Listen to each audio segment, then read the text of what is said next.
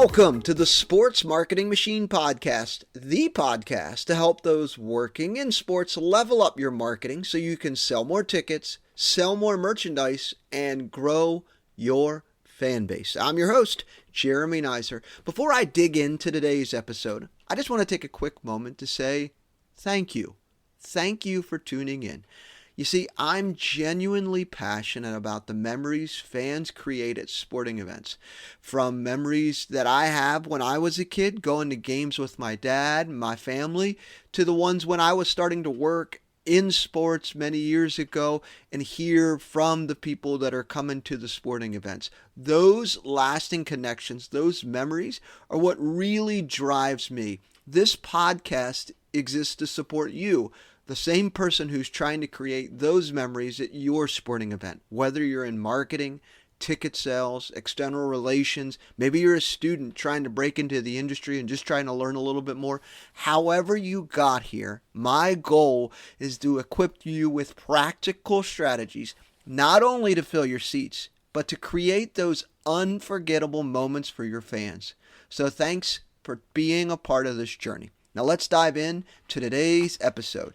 Today's episode is 2 quick, low time commitment website updates that give you a high ROI.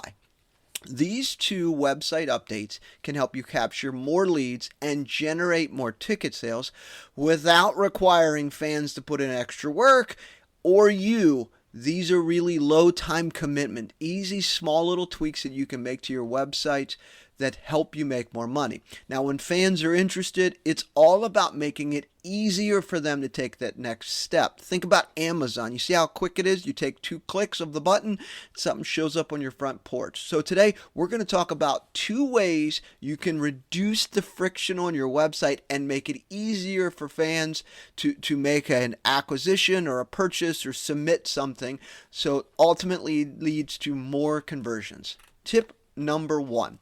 Add group sales forms to your website to make easier conversions.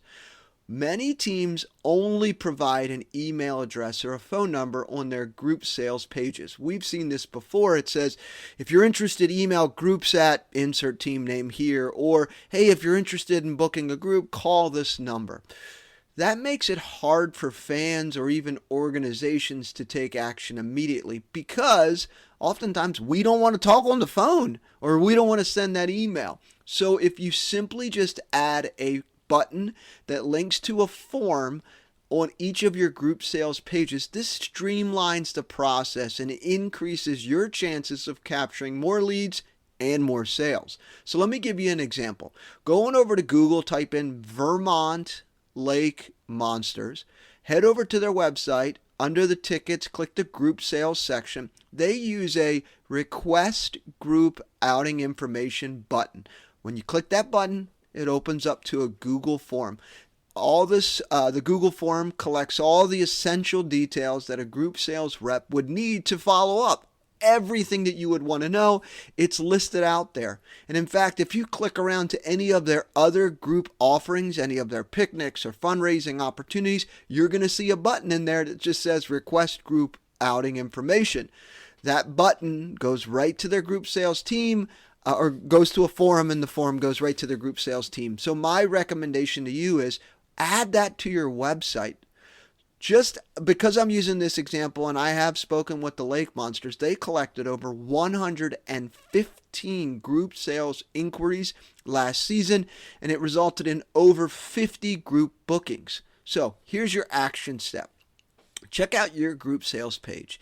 Is there a button and a form that you could add to make it easier for fans to express interest without forcing them to call you or email you? So by adding that simple form, heck, even copy what the Lake Monsters have. If it works, why try to reinvent the wheel? This absolutely could lead to a big increase for group bookings for you. So there's your action step. Check out Vermont Lake Monsters website, go to their group sales page, go to their group form on the button that says request group outing information, and just copy the form that they have. It works. All right, number 2.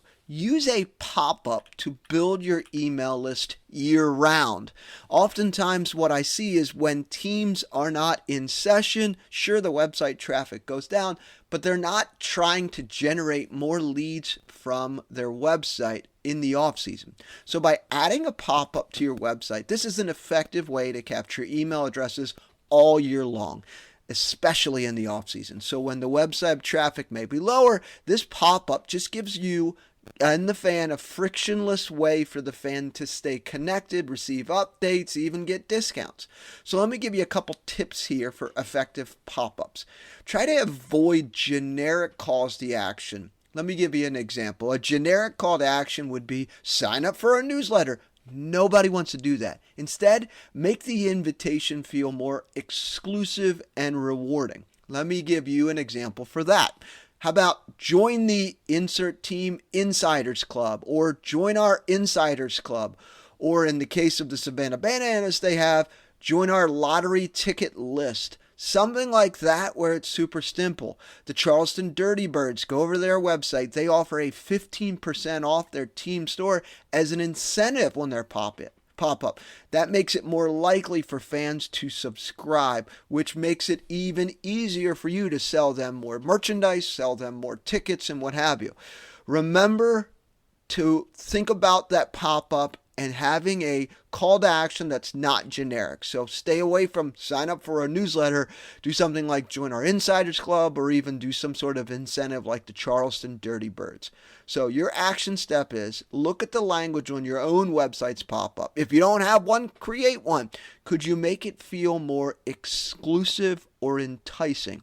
Remember, fans want to feel like they're getting insider access, not just another newsletter.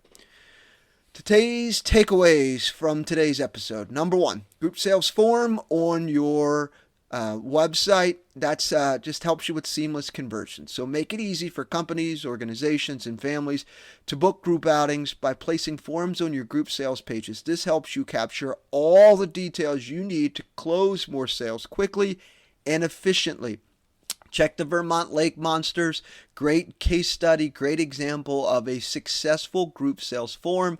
They added a button, the button linked to a form, the form's filled out, the group sales team calls a person up, makes a sale. Super simple process here. Second takeaway, craft a compelling pop-up for your email list. Use a pop-up to grow your email list all year long and make the invitation feel exclusive. Options like Insider Club or Lottery Ticket List, or you can even do some sort of discount like the Dirty Birds did for 15% off their team store. Fans are more likely to engage rather than a generic sign up for our newsletter message. Final thoughts today. So small adjustments like these can significantly impact your sales by creating seamless experiences for our fans. And if you found today's episode helpful, just take a moment to share a positive rating or review on Apple or Spotify. Until next time.